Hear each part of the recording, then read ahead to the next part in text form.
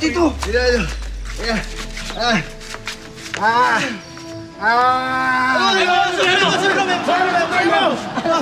Alat, Supremo. Ingat mo. Angat mo. Mga kasama, kailangan makarating tayo sa ating kuta. Alamin niyo kung gaano pa tayo kalayo. Opo, Supremo. Upang magamot na ang inyong sugat. Oo. Ganito, maiwan na po muna kayo dito. Kami na muna ang bahala. Sige, lumakad na kayo. Sige, lalakad daw kami, tara. Sandali. Sa inyong pagbabalik, nais kong gumamit kayo ng salitang sariling atin bilang panukat ng layo. Huwag kayong gumamit ng mga salitang Kastila dahil kaaway natin sila. Maliwanag ba? Opo. Supremo. Sige na. Tayo na. Sige po. Bilisan nyo na.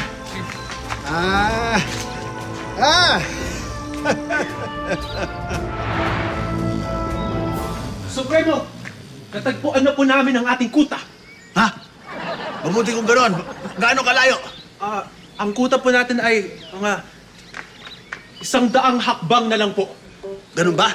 Binilang mo gamit ang iyong paghakbang. Opo, yun ang ginamit kong panukat. Teka, asan yung mga kasamahan mo? Ay, ibang paraan ng pagsukat ang ginamit po nila eh. Ay! Uy! Agay! Ragamboy! Teka, bakit ngayon ka lang? Supremo, pasensya na po.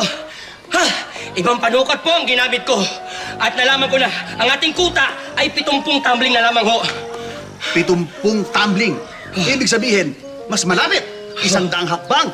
70 tumbling. Aba. Mas maganda ang iyong panukat. Opo. Supremo!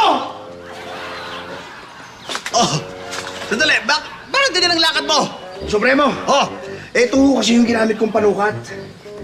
Yung kuta ho natin, nalaman ko, mas malapit na lang. gaano kalapit? Nako, mga 50 kembot na lang po, Supremo. 50 kembot?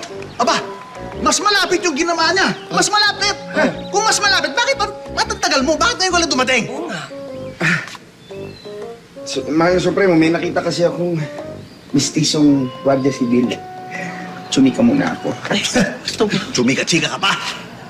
Pero, dahil mas mabilis ang ginatong panukat, yan ang gagawin natin papunta sa kuta. Tayo na!